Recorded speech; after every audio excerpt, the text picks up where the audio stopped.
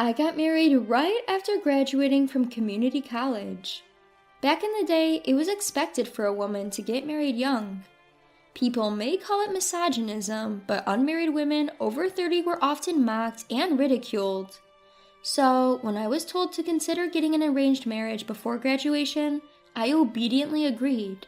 The resume of the man I was to meet stated that he graduated from a prestigious university and joined a top-tier company where he was seen as a promising rookie.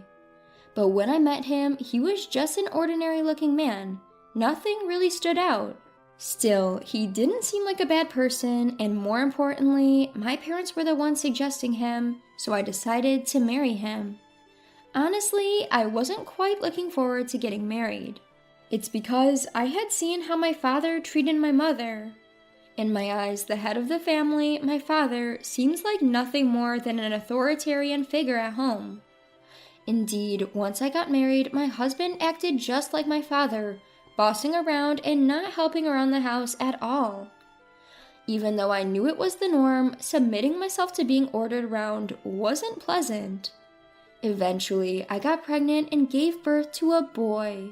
My in-laws were overjoyed, particularly because we had a male heir. My parents also smiled with joy at the birth of their grandchild.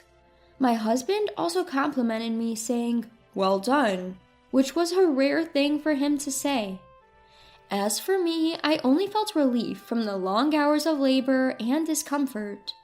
Child rearing was another challenge. My husband believes that child rearing was a wife's job, so he didn't help at all. In fact, he complained about not being able to sleep due to the sound of nighttime feedings. When the baby cried, he blamed me, saying, "You're the problem. Take proper care of him." Now I had to look after both my husband and baby, and it was overwhelming. I complained to my mother sometimes, but she just said, "It's a phase everyone goes through." Still, thankfully, my child grew very quickly. Before I knew it, he started crawling, then standing and walking. Just as I thought things might get easier when he starts preschool, I found out I was pregnant again. My days were occupied with watching my toddler wander around, looking after him, doing housework, caring for my husband, all while carrying a big belly. It was intensive labor.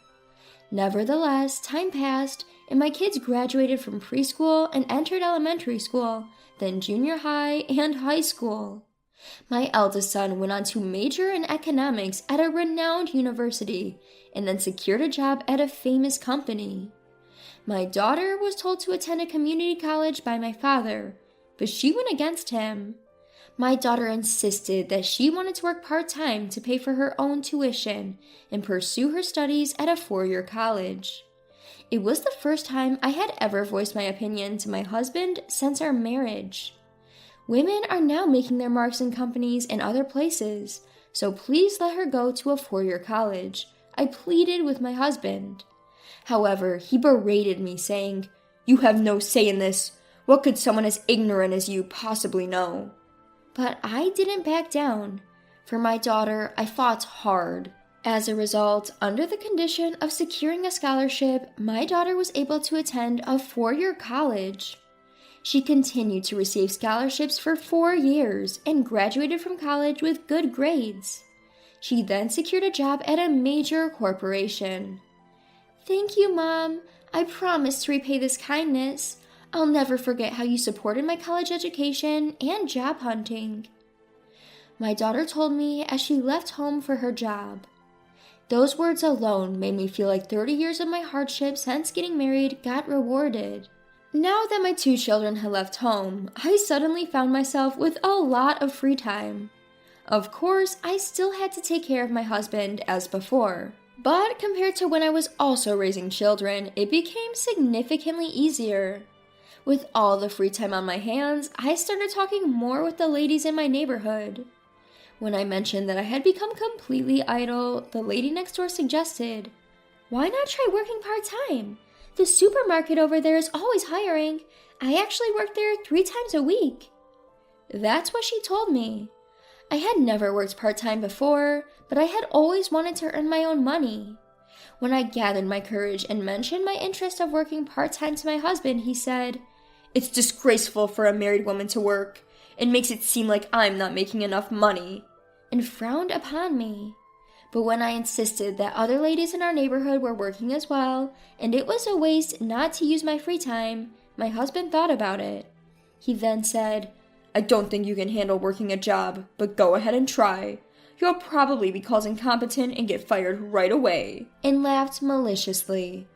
He's always been like this, never approving whenever I tried to do something, always saying it was impossible or that I lacked the ability. But this time he somewhat approved, and I thought maybe he had softened a bit with age. In the end, I started working part-time at the local supermarket 3 times a week during the day. The hourly wage isn't that bad for a cash register and stocking job. While restocking, there were times when my back ached from carrying and lifting heavy loads. And at times, some of the young male student staffs would help me with the heavy lifting.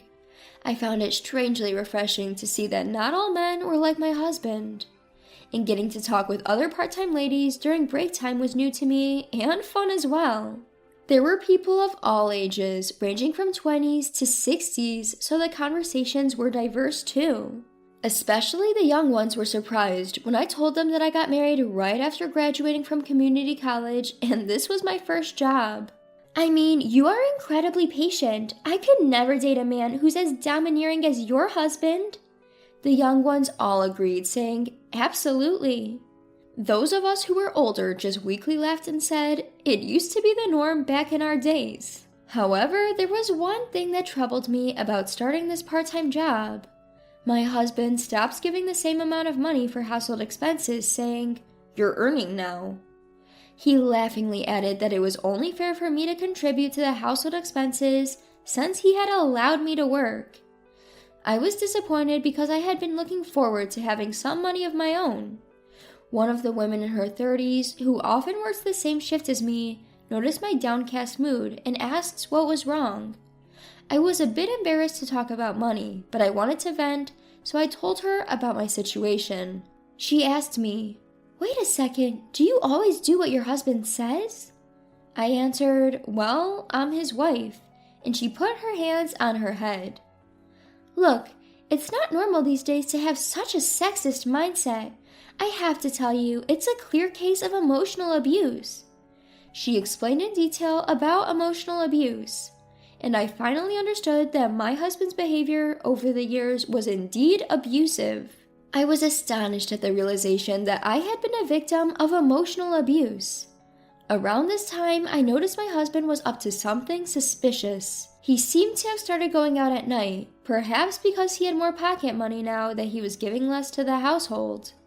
One time, I found several cards from strip clubs in his suit's pocket. There were times when he came home reeking of perfume, but I thought to myself, if it were my father, he would say, "A little nightlife is just a man proving his masculinity."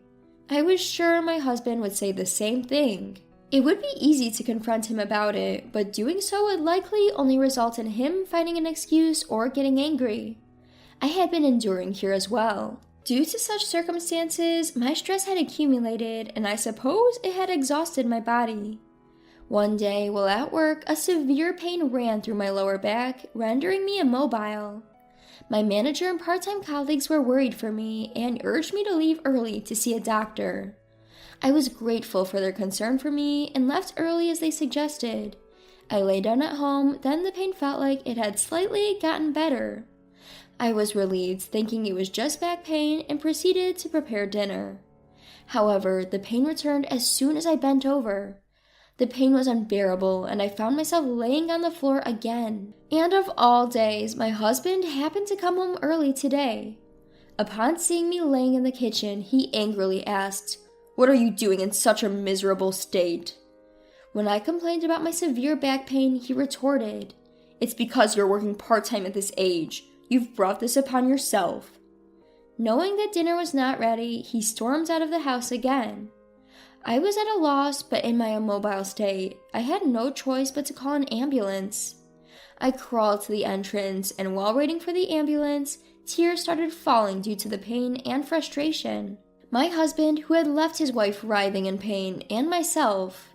Not once in 30 years of being together have I ever been able to speak up against my husband, and that made me angry with myself.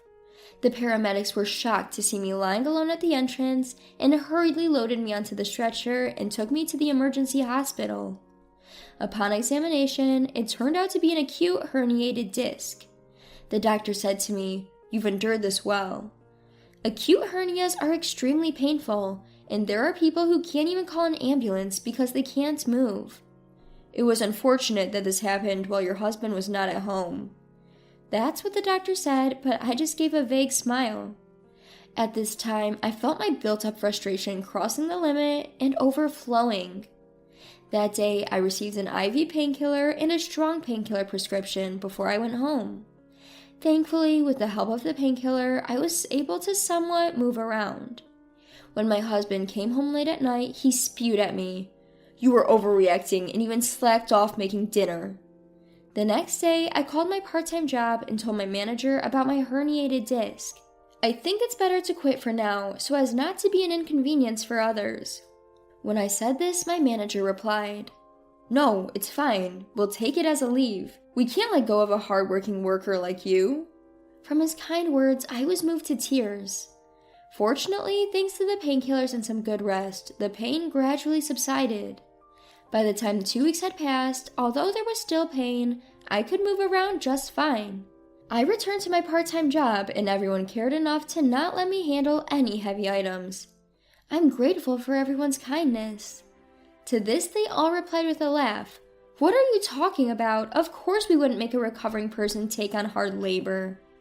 I didn't mention that there was someone at home who couldn't say or do those thoughtful things. A month after my emergency hospitalization, we had to call for an ambulance again at our house. It seems that my husband's night out had taken a toll on him. He started complaining of back pain as soon as he got home. "Call an ambulance." Reluctantly, I called an ambulance for him. Then I said to my husband, "You told me it was shameful to make a fuss over this level of pain." As for my husband, either he didn't hear my words or he was just too busy groaning in pain. In less than 10 minutes, the ambulance arrived and the paramedics brought a stretcher. When they heard my husband couldn't stand due to back pain, they quickly put him on a stretcher and loaded him into the ambulance. Then, turning to me, "Ma'am, please join us in the ambulance," one of them said. I smiled and firmly replied, "No, I won't accompany him." The paramedic looked puzzled, but my husband's groans seemed to prioritize their attention. They quickly drove off. I went back into the house, entered my room, and picked up a bag I had prepared for this day. Inside were my bank book, some cash, and my phone. All that was left to grab was a small suitcase, a luggage with some clothes, and other essentials. Before leaving, I left a document and a note on the living room table. Then I called my daughter. "Can I come over now?"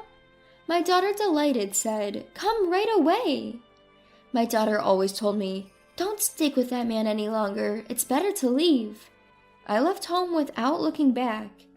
After settling in at my daughter's apartment and telling her about how much my husband had been moaning in pain, she laughed heartily and said, "That's karma for treating you like a workhorse and making a fool out of you."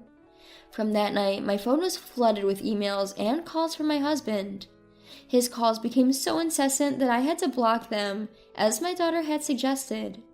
Just to be safe, my daughter also reached out to our eldest son. Initially, our son was sympathetic to my husband, perhaps out of some misguided sense of male camaraderie.